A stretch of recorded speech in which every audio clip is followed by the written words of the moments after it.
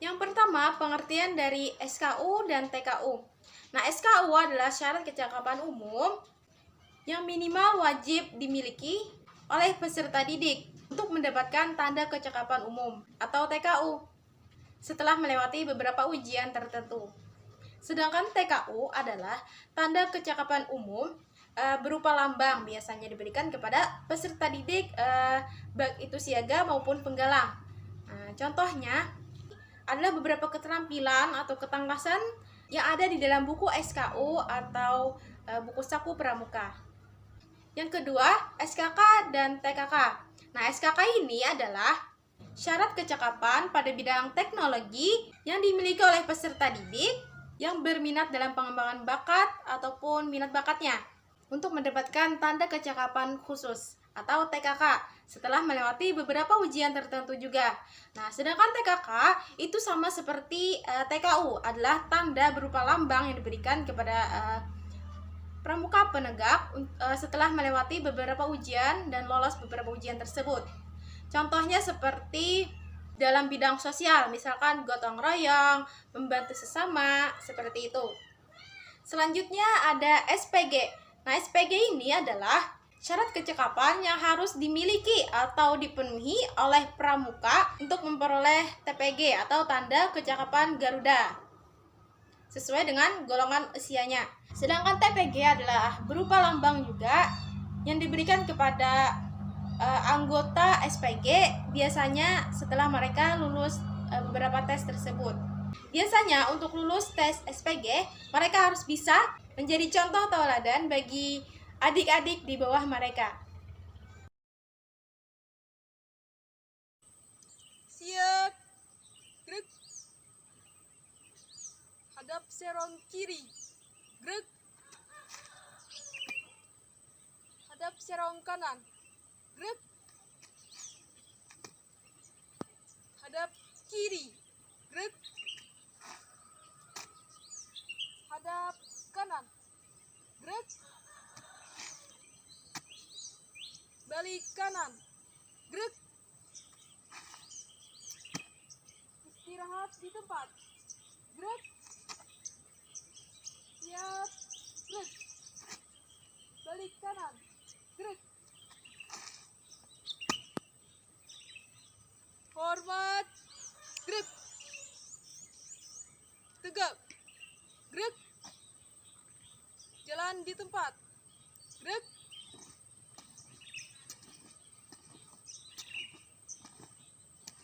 Henti, gerak. Rencang depan, gerak. Tegak, gerak. Setengah lengan rencang kanan, gerak. Tegak, gerak. Rencang kanan, gerak. Tegak, gerak. Berhitung. Mulai. Satu lengkap. Siap. Gerakan pramuka Praja Muda karena sebagai wahana kaum muda suka berkarya. Kader pembangunan sebagai perekat bangsa, disiplin, berani, dan setia, berakhlak mulia, bersatu padu menyongsong masa depan yang gemilang. Satu pramuka untuk satu Indonesia, melangkah maju menuju masyarakat yang sentosa. Jayalah pramuka, jayalah Indonesia. Kami pramuka Indonesia, manusia Pancasila, Satyaku kudarmakan, dharmaku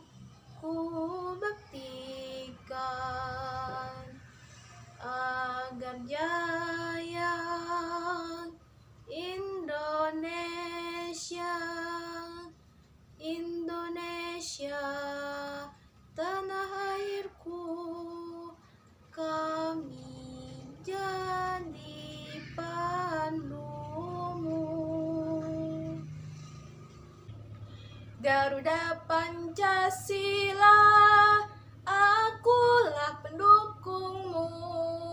Patriot proklamasi, sedia berkorban untukmu.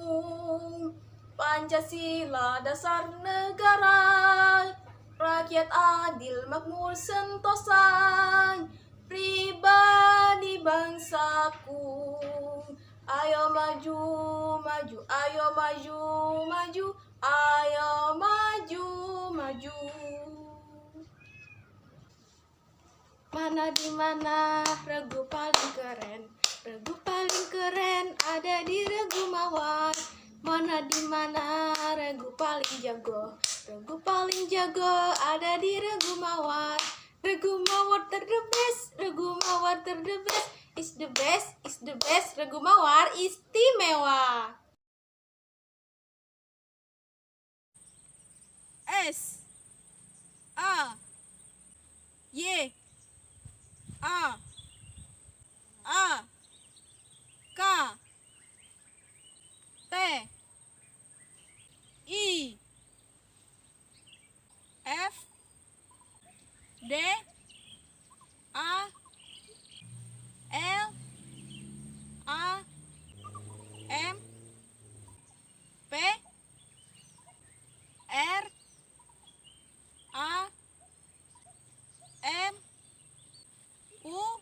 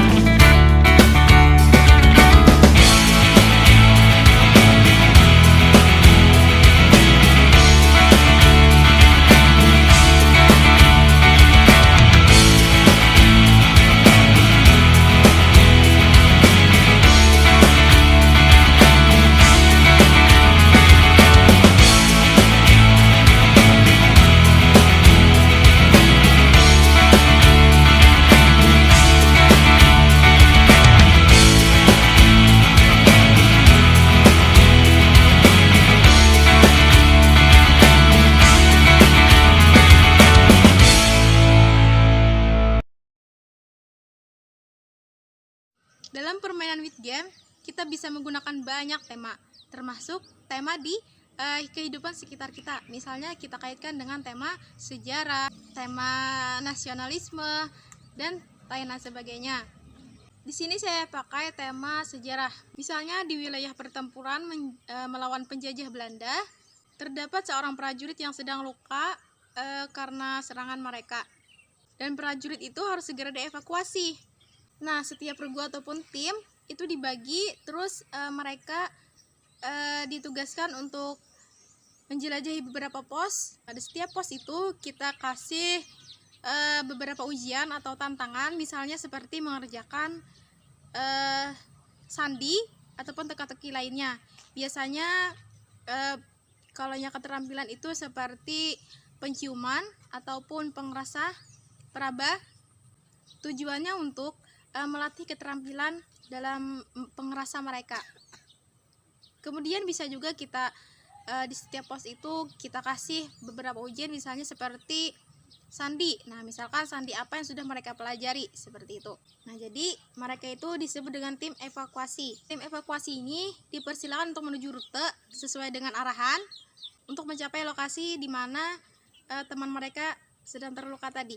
Jadi bagi siapa tim yang duluan sampai, maka tim itulah yang menang. Dan di setiap pos biasanya kalau misalkan ada mendapatkan kesalahan, itu bisa kita berikan bom. Nah, bom ini bukan bom asli, tapi bisa berupa tepung atau sejenisnya, agar ada tanda bahwa mereka sudah kalah. Sekian, terima kasih.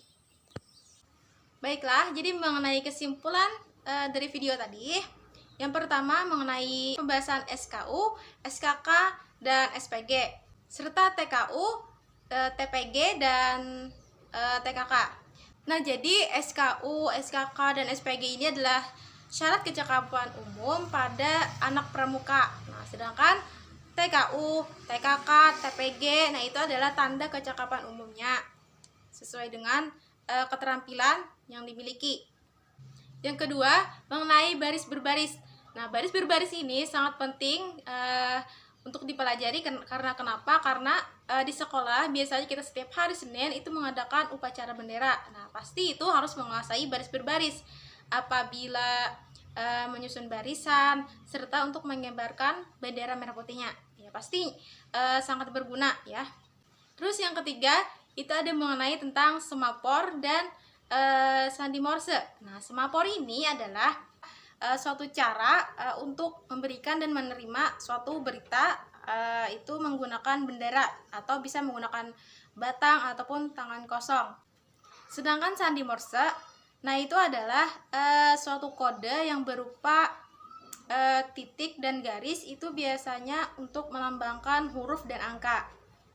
Selanjutnya nomor 4 itu ada membahas mengenai sandi. Ada sandi Napoleon, terus ada sandi kotak 1, dan sandi AN. Nah, sandi Napoleon ini itu kita bisa artikan pertama kita hitung dulu ada berapa huruf di dalam kata yang ingin kita ubah.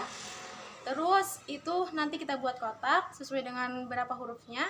Bisa kita bagi menjadi 3 atau seterusnya. Nah, selanjutnya nanti kita masukkan kata dengan urut arah ke samping, terus ke bawah, ke samping lagi, dan ke bawah, ke samping lagi. Terus ada sandi AN. Nah, sandi AN ini kita tulis dulu. Pertama kita tulis dari A sampai M, terus N-nya kita taruh di bawah A, dan seterusnya. Selanjutnya ada sandi kotak 1. Nah, sandi kotak 1 ini penentuannya kita pertama kita tulis dulu kotak, terus ada X di sampingnya. Nah, itu tinggal kita urutkan saja seperti yang ada di video yang telah ditampilkan. Selanjutnya nomor 5. Di nomor 5 kita ada mempraktekkan mengenai simpul dan ikatan. Nah, simpul ini adalah suatu hubungan antara tali dengan tali. Sedangkan ikatan itu hubungan antara tali dengan suatu benda, misalnya seperti tongkat ataupun bambu dan lain sebagainya. Simpul ataupun ikatan ini kita gunakan untuk mengikat tali kepada tongkat ataupun bambu atau benda lainnya ya. Selanjutnya nomor 6. Nah, di nomor 6 kita ada membahas mengenai cara atau konsep dari with game. Nah, untuk menentukan konsep with game ini kita harus melihat situasi atau lingkungan dari wilayah yang ingin kita buat with game. Jadi yang pertama kita lihat situasi dan kondisi lingkungan dulu, baru kita bisa menentukan bagaimana konsep yang ingin kita implementasikan dalam sebuah with game. Baiklah, mungkin sekian penjelasan dari saya, jawaban dari saya. Salah hilap mohon maaf. Terima kasih telah menyaksikan. Wabillahi taufiq wal hidayah. Wassalamualaikum warahmatullahi wabarakatuh.